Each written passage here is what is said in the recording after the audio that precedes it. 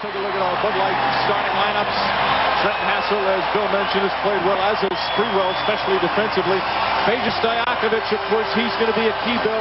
After what he did at the end of Game 3, they need him to be strong. Peja Stojakovic is the second leading scorer in the NBA. He is the league's best shooter on the best shooting team in the entire NBA. But he's shooting under 38% for this series. He's been getting off to slow starts. He had a great close to Game 3.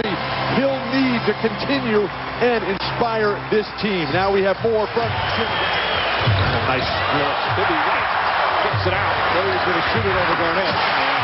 They were very fortunate to win in overtime.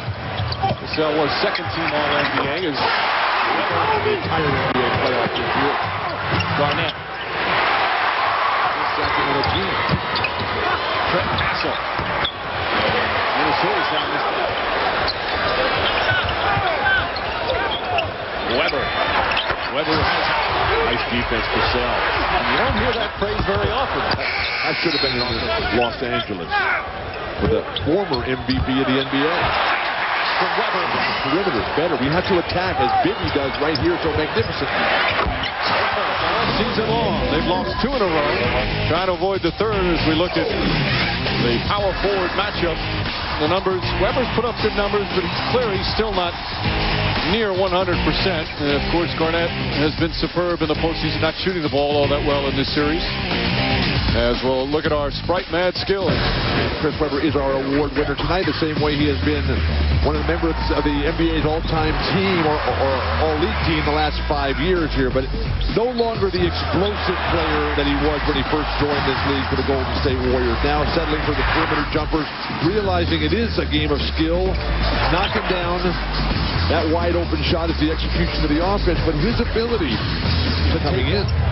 Brad Miller comes in for Sacramento. Michael Olowokandi in, as you see, guarding Weber. And Weber now 5 for 7 victories. And then you add the Game 3 win. Beautiful pass. 6 for 6. Trying to find Garnett. Not a smart pass. Winding down.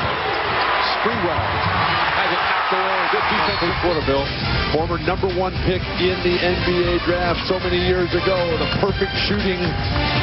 The shot selection was very nice. This is not a guy that attacks the rim anymore, but the decision-making and moving off the creativity of Doug Christie, of Mike Bibby, of Anthony Peeler has really worked well for one Chris Webber.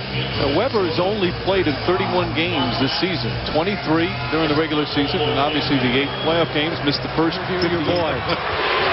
Hassell. And Webber, the rebound. Gary Trent trying to find Cassell.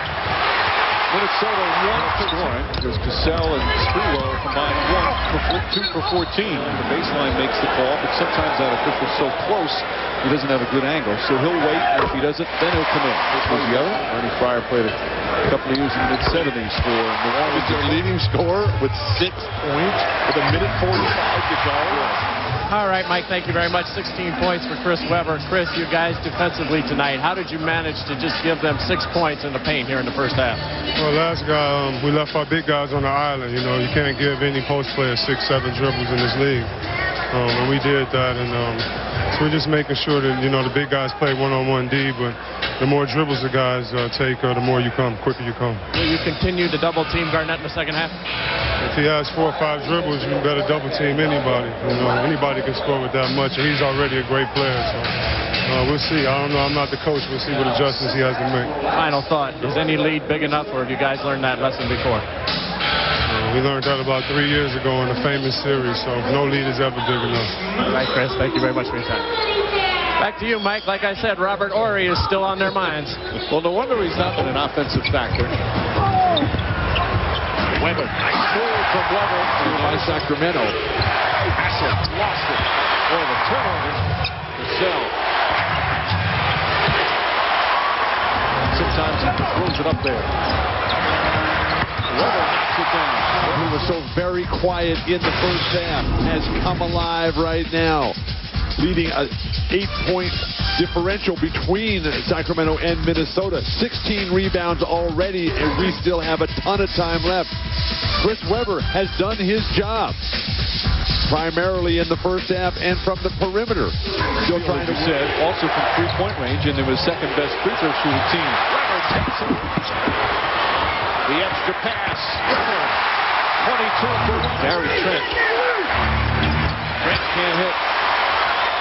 As he did in game 3. What a pass. Bibby with a beautiful feed. Things have never been the same for Minnesota since Sprewell's mindless technical foul, and it's been Mike Bibby and Chris Webber's offensive creativity using the ring. Bibby makes his move. Webber. Chris Webber with 26. With 26. He's 12 of 20 from the field. Position where you get a stop. Especially you don't want to foul Bibby. Webber floats it in. Steps back, Kevin Garnett.